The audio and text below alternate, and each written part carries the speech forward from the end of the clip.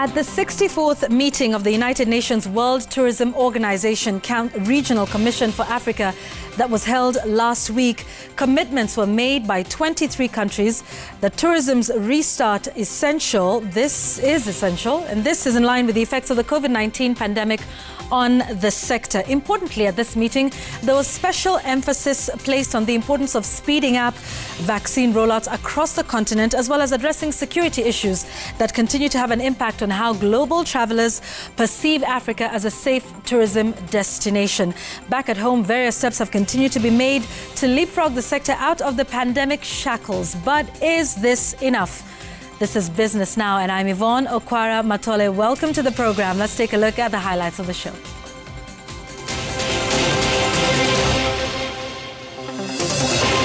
More than a year after the COVID-19 pandemic hit, has the tourism sector recovered? Legacy hotels in Nairobi wiped away by pandemic, yet to resume operations. And in our Made in Kenya series, Kitui County Textile Center is changing the local clothing industry. We tell you how.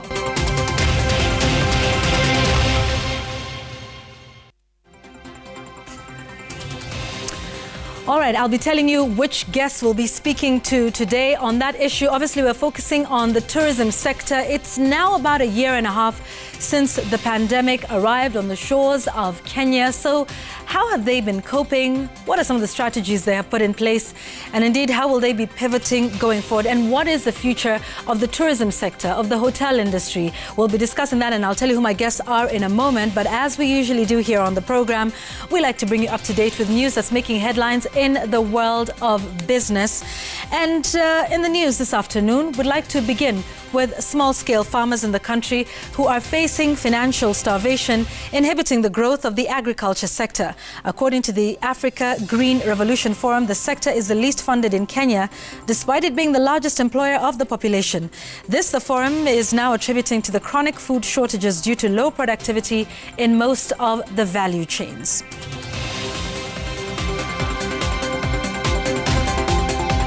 Elsewhere, low-cost airline Jambojet started operations to the Eastern Democratic Republic of Congo in the city of Goma. Jambojet, a subsidiary of Kenya Airways, says it's looking to tap into a projected jump in demand for air travel in Africa. The airline has been expanding its base from the traditional domestic markets it began with in 2014 to regional destinations. And finally, KenGen has resumed operations of its Olkaria geothermal spa, which had been closed due to the coronavirus pandemic. KenGen says that the spa was opened after approvals by the Ministry of Health and Nakuru County government health officials.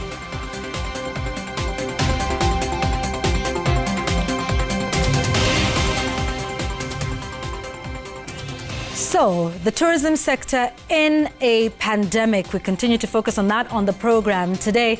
What are your thoughts? Have you been working in the hotel industry? What's your experience throughout this time? Or have you lost a job? Or do you run a hotel or a business in the tourism sector? Let us know. The hashtag is Business Now at Citizen TV Kenya, at Yvonne Okwara. I'm looking forward to your views. To discuss this with me on the show this afternoon, we'll be taking a look at some of the great areas for tourism and the hotel industry in this country. Starting off in Mombasa, we'll be speaking to Wasike, who's the manager, group operations manager, I should say, for Heritage Hotels. He will be joining us and speaking to our Francis Mtalaki in just a moment.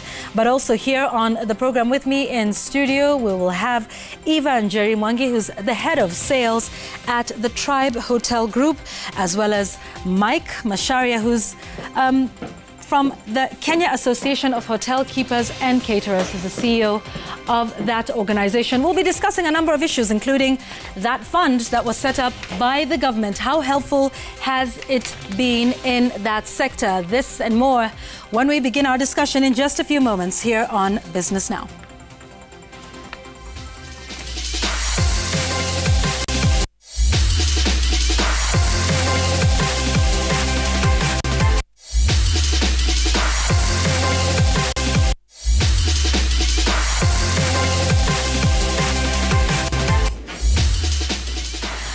right, now that long-awaited economic survey report of 2021 gave for some important and interesting insights into the tourism sector and how it has survived the COVID-19 pandemic.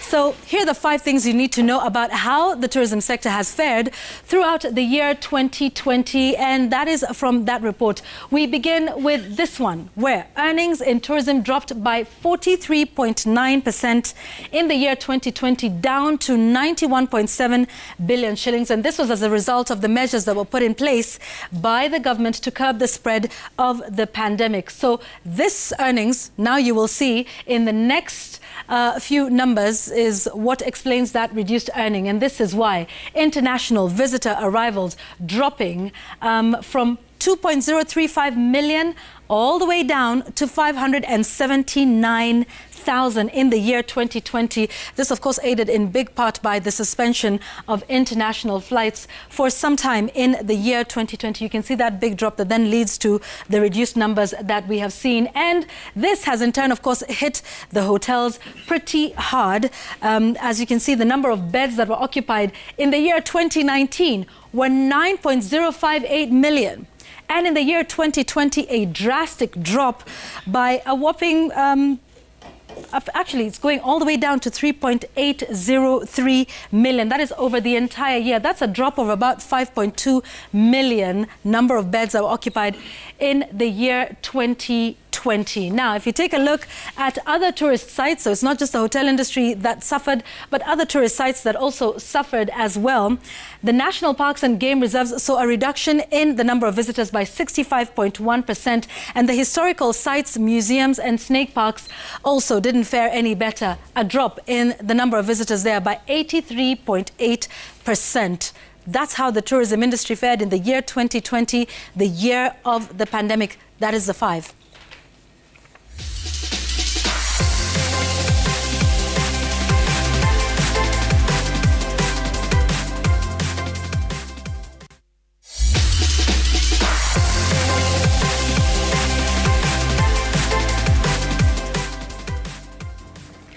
The hashtag is Business Now. We look forward to hearing from you at Citizen TV Kenya, at Yvonne Okwara, focusing on the tourism sector.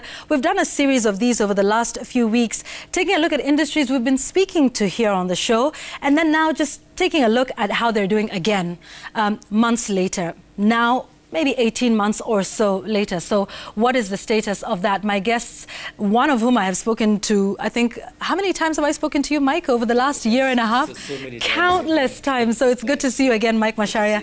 And it's good to have you, Eva, as well. Thank you for making the time for us. Also, just a reminder, we will be speaking to Wasike, who's from the Heritage Hotels Group. We'll also be taking a look at what the sector looks like in Diani. That's also another sector that's been hardest hit. So stand by for that. Mike, let me then start with you. I think I remember the conversation we had at the beginning was, you know, enforcing the protocols. It was access, in fact, to testing. Yes. We've now moved quite some ways since that time. There's vaccines that are now being rolled out.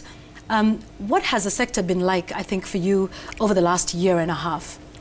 Yvonne, the last year and a half have been very tough because the nature of our business is such that people meet other people. Yeah, so that's the nature of the business. Yes. And the nature of COVID is that you don't meet other people. So we've been really struggling to try and deliver a safe experience. And over the last 1.5 years, the things that we've done most in terms of mitigation is invest. We've invested a lot in equipment, in redesigning the hotels. We put plexiglass. We've put, you know, temperature guns. We've had to get used to a new way of doing business, where if somebody checks out, then you have to keep the room empty for at least a night or two, so that you can turn over everything, fumigate. So we've had a lot of investments going, and obviously the challenge of keeping our staff employed over the last year and a half. Fortunately, we haven't gotten to the point where we are declaring mass redundancies as yet, but it's been tough. people have operated on 50% salaries. People and yet, 20, Mike, with all of these investments you're making, but then, you know, sales are down. You know, visits are down. Hotel bed occupancy is drastically reduced from the economic survey report. A drop between 2019 and 2020 of 5 million beds occupancy. That's, you know, that's huge. So huge. Where are you drawing the money for all of this investment towards keeping yourselves, the workers, and of course the guests safe? Where are you drawing these resources from? Initially, you recall, Yvonne, we came up with a deal between us and government, whereby the government told us, keep your guys employed. And we said, for us to keep them employed, we need some stimulus. And the government was very responsive, gave us a host of stimulus packages to deal with. The first thing they did was pay their bills, their pending bills. So obviously there was a bit of cash flow to cushion the industry at that point. The second thing you remember was a reduction on VAT, pay as you earn, and the reduction of the central bank rate and the cash reserve ratio, which freed up a bit of money into the commercial banks. Then we borrowed. So we borrowed money to cushion the payments. So that's how we've been surviving. But now we're at a point where we need to return the money, and there's still no business coming in. And also a lot of those incentives, you know, lapsed in December. They did, yes. We'll come back because I also want to talk about, you know, the fund by government, and we'll see how that has helped, if at all, who it has reached and who's benefited, and perhaps how we can do this better. A lot of the conversations we're having now are helpful for the future. It may be COVID-19, who knows what else it'll be. I mean, I think if it's one thing we've learned, it's to be ready for the worst. For a disaster. Right? So, Eva, let's talk about, you know, Tribe Group. For the most part, at least for one of your outlets, you've been positioned as, you know, you're near the UN, and, you know, there's a lot of conferencing and a lot of that was happening. And then suddenly we're just not doing conferences, we're not doing summits, we're not doing expos, we're not, you know, none of these things are happening. Yet the Trademark Hotel has been in operation the entire time? Correct. How? So yeah, it was decisions made at the time when hotels were shutting to get Tribe to be renovated, to bring it up to speed, but to keep Trademark open. So we had to be innovative. So we were one of the hotels that were listed as the government quarantine hotels. So for the first 6 months of last year, we did that. We did that with both the local Kenyans returning from other countries, but also the hotel for the UN bodies that were repatriating their staff back into the country. That lasted until August, when the country airways opened. And from then on, then we had to change strategy. We were looking at our local customers, so for staycations, which is still very low. What we found is we had to change our business model. So we moved from a more room-based hotel to more selling our outlets. So our F&B has been the one that's been leading and been able to sustain us throughout. So as we went through the peaks and troughs of business coming in, going down, we definitely haven't been able to achieve a month or 50% or above in accommodation. But when it comes to revenue, we're achieving it when we bring in the F&B part as well as the element from accommodation.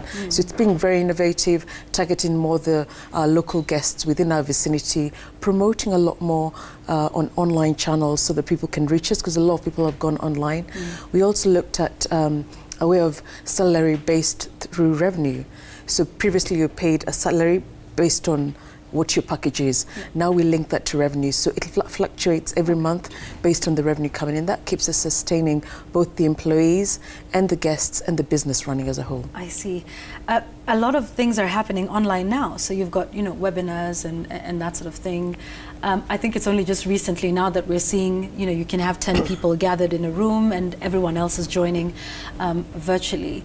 And I imagine for, you know, a business that's set up for that, you've created, you know, conference rooms, you know, you're built, you know, fit for purpose, and the purpose is that. So what happens to these massive investments? Do you see a future where perhaps this could change, or what do you see? Do you see a rebound where everybody will say, okay, good, great, we're all vaccinated, like what we're seeing in the UK, let's go back to big conferences where we've got, you know, hundreds of people meeting together somewhere?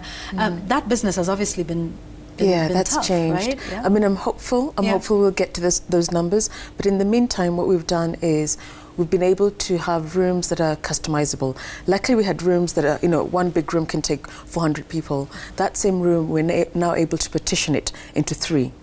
That means that with adequate social distancing, we can take, where we could have taken 90, now we're taking about 50 to 40 people, which are still coming, and they're meeting. And so we continue doing that.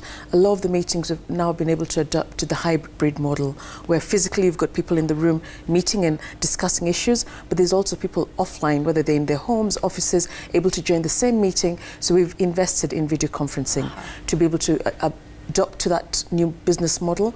But we're finding rooms that didn't always sell previously, rooms of up to 15 people, which we had about 6 of them, are now the most popular because fewer and fewer people are coming to meet, but they're meeting more people out of site and online. So we've just been adaptable, and maybe if I would have a future to come is whatever people build for the bigger, have a way of scaling it down. So if you're building a big room, have a way of partitioning that down, because anything can happen. Indeed, and just talking about investing in video conferencing capability, which maybe you might have had, but then now you really look at that a lot more. I'll come to you, Mike, in a moment. But Eva, you mentioned staycations, and if you're on Instagram, you see everybody in a staycation. Everyone, every weekend, and it's Friday, and it's Saturday, and it's Sunday. Is that a shift in who you would traditionally target, and is that something to start looking at? Perhaps it is a myth, and maybe you can help us with that here, that in a big way, the big hotel industry has focused on international visitors rather than the local. Let us know if that's a myth, and we've got it all wrong. And if what your experience with the staycation and the local tourism has been like. So you're right, especially for where our hotel is based. We were looking at the international traveller who's coming to meet, have their conferences and leave and go. So that's who our customer were. When it came to our local Kenyans and staycations, there was also something about the Kenyan culture where wherever you went at night, you're happy to go home. There was no curfew. What has changed since COVID is, firstly, the international travel has dropped. What we've done is now focus on locals. Locals now have also seen a way of, once you've been locked down for a while, you start appreciating experiences. So they want to leave their homes and go and experience, whether it's in hotels, in parks. So we're one of the hotels that have gone deeply into allowing the Kenyans to come and experience a Nairobi hotel in a Nairobi vicinity. We're part of a larger mall, Village Market. With us in the hotel, we have recreational areas of bowling. There's VM, which is like a simulator. There's a trampoline park. So there's a lot more they can do with us when they come and stay for a staycation. So what we found is being able to partner with local travel agents that can be able to push us to the market, but also understanding our customers and being able to offer them they want areas in which you welcome them in a special way, give them celebratory activities they can do. So we're adopting and we're finding that, yes, that's growing. So what I see the future being is keeping that base of Kenyans and topping it up with international. Before it was the other way around, so now we're doing it the other way. Okay. Some interesting insights from you there. Thank you very much for that, Eva. So that's what's happening here in Nairobi. But what about at the coast, which is also a big destination, by the way, not just for international visitors, but for locals as well. Going to Mombasa, going to the coast, going to the beach. But what has that been like? Our Francis Mtalaki is speaking with Wasike. Wasike was a group operations manager at the Heritage Group. Francis, you're well versed with the sector there. Even as you speak to Wasike, I'm sure you've seen quite some interesting changes in the last 18 months or so. Well, Yvonne, is that the tourism sector has suffered big time in terms of the business and what we used to hear down at the coast. But I want to speak to Mr. Wasike, who is the general manager from the Voyager, one of the hotels here in Mombasa County. Talk to us, and maybe with regards to this tourism sector, how has business been in the last maybe 16 months of the pandemic? I think what basically happened is we lost it totally in the year 2020. The year 2021 has seen some resurgence a little bit. Things are becoming a bit better, but we're not where we were in 2019. So there's some light at the end of the tunnel, but nowhere where we want to be. And what are you doing basically to try and attract more tourists, both local and tourists and international? I think many people have given out various incentives. I know many hotels which right now, if you pay for 3, you get the 4th night free. I know people who are giving various incentives in terms of reduction of rates and what have you. But again, I must say, these incentives, they can only go to some level. If they go beyond that level, then you're not in business. So there's been efforts by many people individually to try and put in special incentives here and there. And so far, the ones that I know is many people are paying for 3 and getting 4 nights free. But many Kenyans say that, especially for those average Kenyans, saying that it is expensive to travel to various areas. Maybe has this changed? I do not think that is correct, because first and foremost, now it is way easier, for example, to come to Mombasa. If you want to come with the train, it is way cheaper as compared to the way it was before. We have got many flights now than before. In a place like Kisumu, we have, I think, the 3rd flight going to Kisumu. So the marketplace is balancing itself. So the issue of reaching the destination and making it affordable is actually more acceptable today than it was before. Maybe some statistics in terms of jobs. How many jobs have you resumed since August when the lockdown was lifted?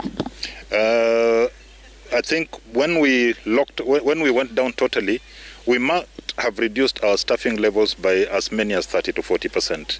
Now we're starting to come back a little bit. But as I said earlier, we are not out of the woods yet. Many people are still being paid half salary as opposed to the full salary. Last month, for example, was very good. The month of July was also very good, but what we are seeing in September, the business is low again, and October might go up. So there's fluctuations. So we cannot say with certainty this is where we are going to be at this time. And for us, the solution is many people as possible to be vaccinated, and also for the economy to open up. For example, as opposed to having a lockdown where nobody can move in everywhere, for us, perhaps we think having a passport kind of situation is easier, so that if you are fully vaccinated, you are allowed movement past the curfew hours or something of that nature. It will make it far much easier for us to do business. And from where you sit, what will it take for us to be able to be back where we were? What we need is vaccination, vaccination, vaccination, and opening up of the country. What we need is to see more and more charters coming from the UK, more and more planes coming from Germany, more and more planes coming from America. If all those places are not coming here, if they are still calling us red or amber, whatever they are calling us, and people cannot come from outside, we have a problem. And even internally, if not as many Kenyans as possible have been vaccinated and they have the freedom to move around without feeling threatened, we have an issue. So for me, it's vaccination, vaccination, vaccination, and opening up the country so that more people can come in. Many thanks, Wasike Wasike, who is the General Manager from Voyager Hotels here in Mombasa, speaking to us with regard to reviving the tourism sector. And as he says, for us to be back, it is vaccination, vaccination, vaccination. Back to you, Yvonne. Indeed. Thank you, Francis Mtalaki. And that's exactly what we've just been talking about here. And it's great that they've pivoted into that. Mike, have you seen any sort of improvement or change that you could perhaps note to, I mean, you know, here locally, we've really embarked on an aggressive vaccination drive, but more importantly also, you know, abroad, which is where our international visitors come from. The UK is now, you know, fully reopening. The US is sort of getting there. Some of these traditional markets from where we get our international visitors. Have you seen a change? Are they now more willing to travel? When we speak to the customers, Yvonne, they do want to come, but their government tells them not to. And the reason why their government is telling them not to is because they have this so-called traffic light system. What Wasike was talking about there. There's red, amber, and green. And when we look at, and I'm not fully competent to have a scientific conversation about viruses and epidemiology, but when we look at our numbers, the level of infections in Kenya to date, 18 months later, the level of infections in the UK, for example, the US, we know the populations are a bit bigger. But if you look at just the level in terms of the percentage of the population that is getting infected and the percentage of the population that's recovering and the number of deaths, we don't think that they are justified to have that traffic light system against us. In fact, It should be the other way around. We should be the ones saying... issuing red notices and putting them on red lists. They've got 30,000 infections a day. Yet over here, we are reporting 600, 500. And we haven't, even though we've lost quite a number of people, we haven't seen infections at the rates that we saw in Italy, for example, Spain, UK, and the US.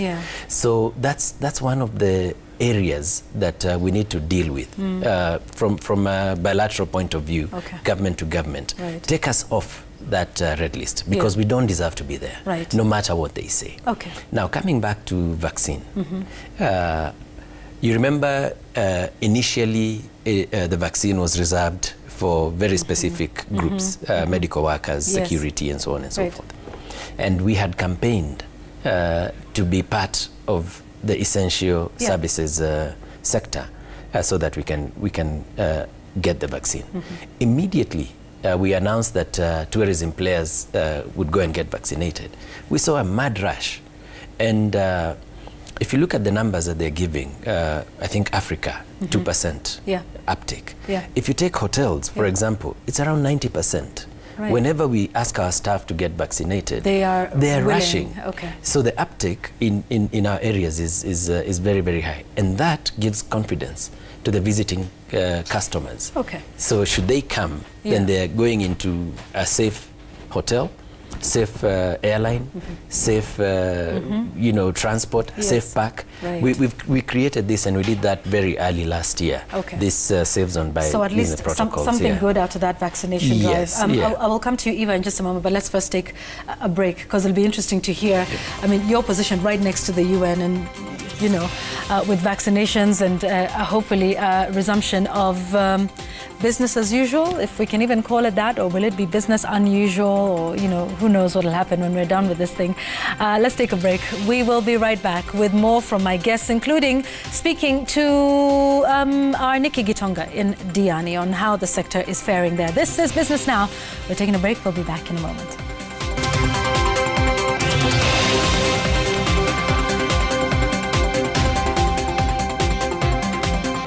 And we're back. Thank you very much for staying with us and joining us. If you were not with us at the start of the show, we're focusing on the tourism sector and its strategies of coping, and perhaps looking forward to what this industry will look like when we're done with COVID-19. Eva, we've been speaking a little bit earlier about, you know, vaccinating more people. The UK is opening up. You are positioned right next to the UN, where, I mean, you know, a big part of your market is that. So how hopeful are you when, you know, you see the drives to vaccinate more people in the country and indeed abroad as well?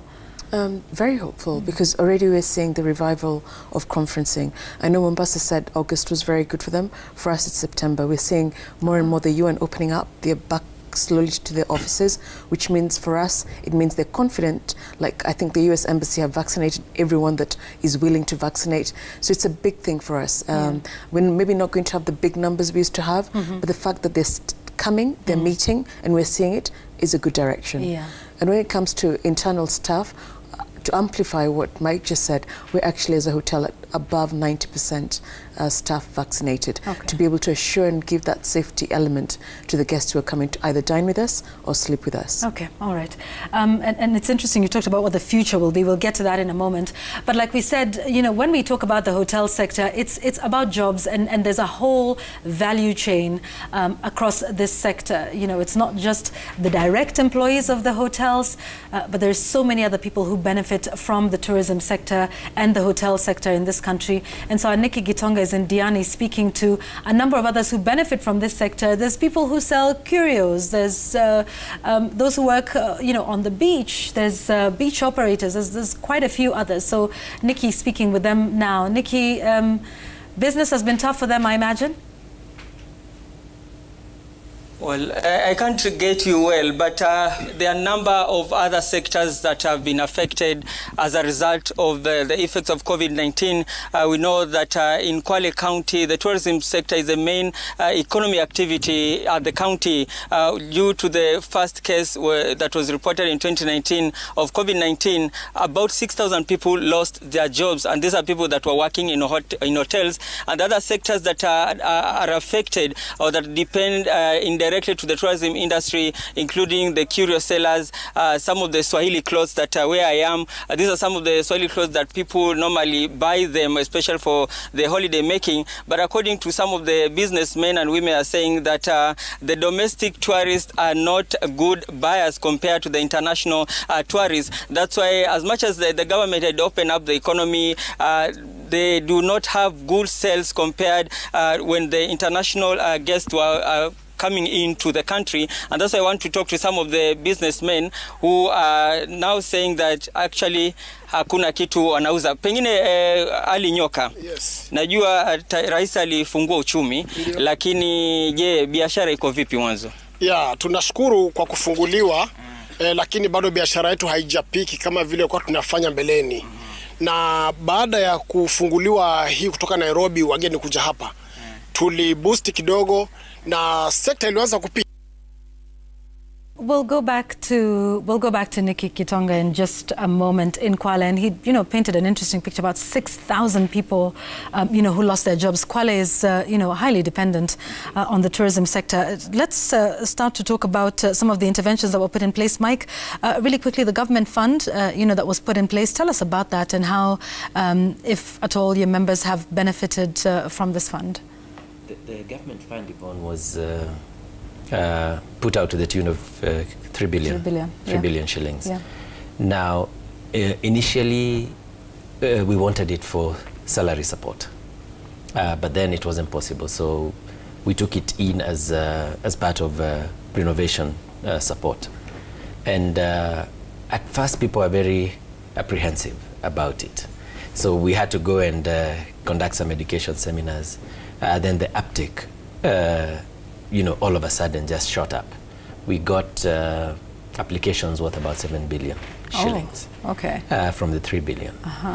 So what that told us is that there is appetite for low-cost financing for the industry, because we usually borrow at commercial bank rates, 22%. So what we are discussing with government now is whether we can be able to roll it over for the next 4 or 5 years and have it as part of the national budget every year, so that the ones who missed out last time can apply this time, and so on and so forth. So we think it's a very, very good idea that we lock in some low-cost financing for the industry. And so you said, you initially wanted it for salary support, but yes. It then went into renovating and... Into renovating, okay. Which we needed, Yes. because we also needed to implement the COVID protocols. And in certain places, you needed to redesign either your restaurants or your rooms or your public areas. And it came in handy to try and comply with the COVID protocols. So we did quite a lot. In fact, as an industry, we think we are the ones who invested the most in COVID mitigation, but we are still the least considered when it comes to reopening. Right. And there's also a bit of contradiction when it comes to government announcements. Yeah, yeah. I can imagine. I really can imagine every time you see either the president or the cabinet secretary for health and is making a big announcement. I can imagine for a number of people, yes, it's big, but for you guys, you're thinking, okay, what does this mean? Yes. Because the last announcement said work from home. Yeah. Yeah, so don't go to work. Yeah. Then 2 weeks later, the head of public service says, everybody back.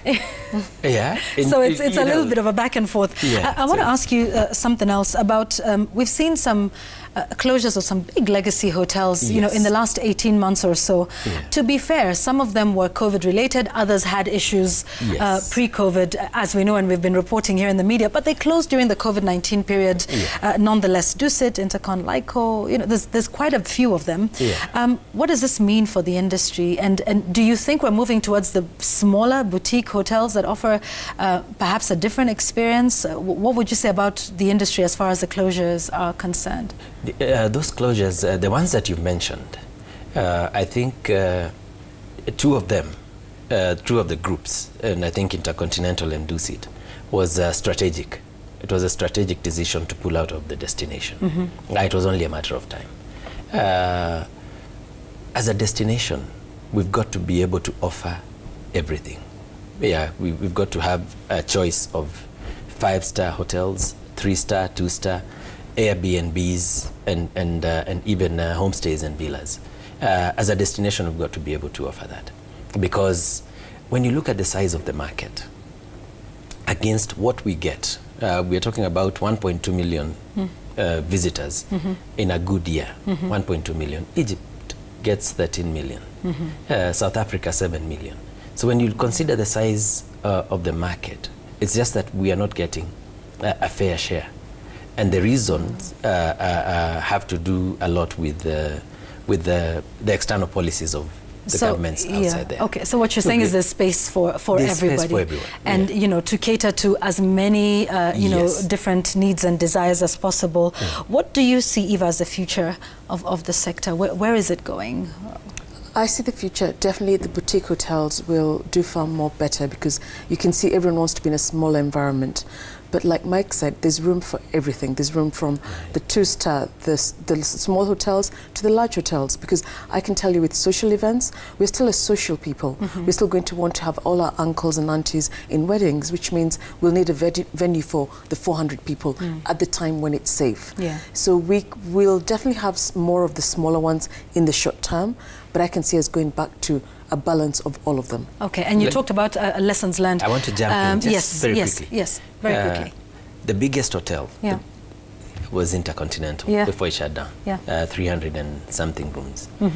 Typical hotel in Dubai is 2,000 rooms.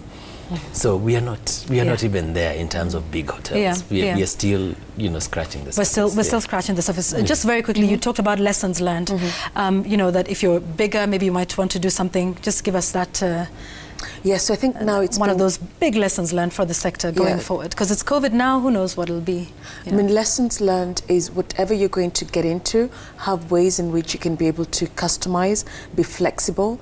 So we're looking at whatever you're building, have ways in which natural light and air can come in. Because now we've seen that's one of the things that's paramount to you getting the business. When you're building big facilities, conference facilities, which we need because of exhibitions, find ways in which you can be able to segment them into smaller areas when that happens. So you can move from that big, large space to a smaller space. And also with bedrooms, have bedrooms that are of multi-use. At some point last year when we didn't have the rooms, we converted some of our bedrooms into private dining areas. So maybe look at the in and out kind of feel, terrace as well as a room. So when you're converting it, you've got an outer terrace because people want to sit outside. So have rooms with more balconies, with terraces. Just think of ways in which you can be able to balance the two. Okay, all right, indeed. We'll have to leave it at that for now. Thank you very much, Eva. Thank you, Mike. And our thanks to our Francis Mtalaki. And we're sorry we couldn't re-establish the connection with Nikki Gitonga to speak to those there who depend on the sector. I hope we'll definitely catch up with him and all of those there. If we can have time, I think let's try and see if we can squeeze in some time for Nikki Gitonga. We really need to hear from the people of Kwale. Nikki, over to you. Endelea. Hello, yes? Nikki, uko tayari? Endelea, ulikuwa unazungumza na wanaofanya kazi pale Diani? Sawa, nimekusikia kwa sasa, na nilikuwa nazungumza tu na baadhi ya wafanyabiashara ambao wale wanategemea kwa njia moja ama nyingine sekta ya utalii kujipatia mkate wa kila siku.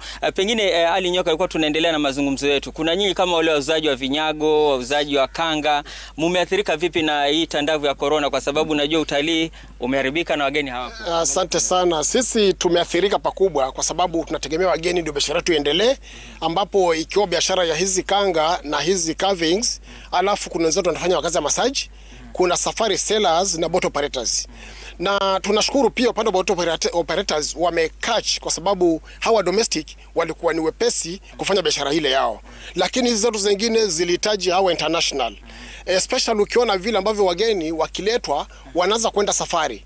So wanapanzia safari, wakifika hapa beach utapata ni kama wamemaliza biashara, hawana kazi tena, especially safari wako chini kabisa. Kwa hivyo watalii hapa nyumbani, wageni hawataki kununua, hawana biashara za hizi carvings na nguo, sababu hivi vitu viko mitaani mwao. Sawa, acha tuongee na mama tukimaliza.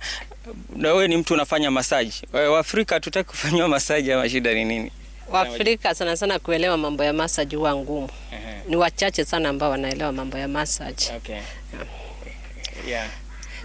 Nahimiza Wakenya wenzangu wacha tupate chanjo nchi ifunguke. Asante. You have heard from the two beach operators are saying that when it comes to those that are, they are selling curios and some of the Swahili clothes, most of the locals here who tend to be the domestic tourists seem not to be good buyers compared to the international guests or the international tourists. Currently, they are nowhere to be found because most of the hotels in Kwale are closed, with quite a number of people who have lost their jobs, about 6,000 that were depending or they were working directly to the in the hotels. That's all I have for now. Okwara, na umesikia Afrika tupendi massage. Kwa vipi nyinyi? Hamtaki vinyago, hamnunui dira, hamtaki kukandwa mwili, mwatakaje sasa?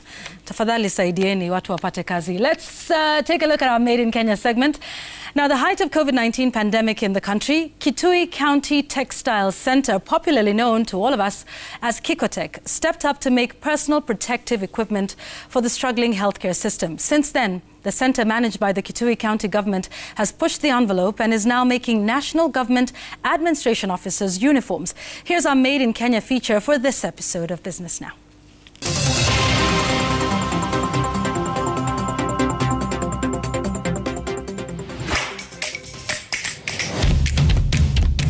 From a bird's eye view, it looks like a complete mess.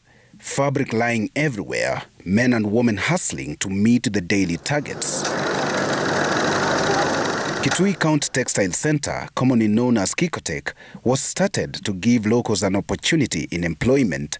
Kikotech started in 2019. I banned charcoal burning, I banned sand harvesting, and that is where a lot young people were. These helped to absorb a number of young people in Kitui who first had to undergo training to acquire relevant skills needed at Kikotech. Mimi nilikuwa nafanya Nairobi. Sasa nikikwambia maisha ya Nairobi na tangu nijiunge na Kikotech, naona venye si venye nilikuwa nikiwa Nairobi.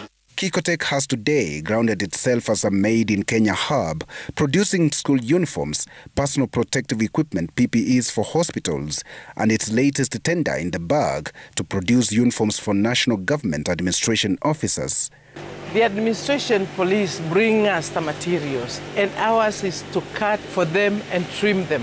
This is where you have these young people who are doing this work. They have been trained, they know what they do, and they check also the quality. Then they are numbered so that you don't mix the sizes. Because if you make a mistake, you waste that material. Then we now have the team that feeds the lines. And in every line, there is somebody checking the quality. You do a bit, goes to the next person.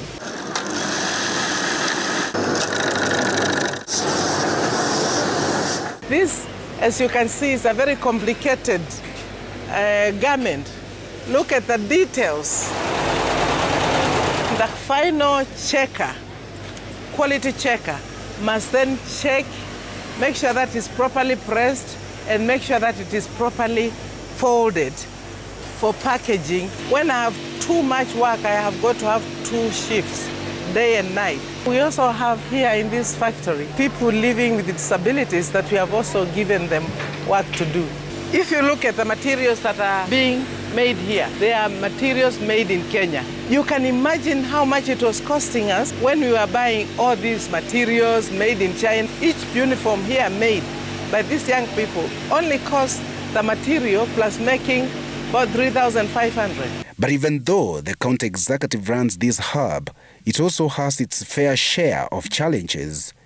When we started, we needed a budget, and that budget was not forthcoming.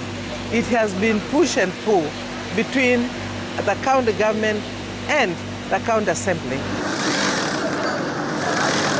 We have got to stop the people who are trying to import things like this that can be made in Kenya. And I want to encourage ourselves that we can actually do this. I'm a firm believer in poverty eradication. And the poverty eradication cannot be done via handouts. It has got to be done via hard work, such as what you are seeing behind me.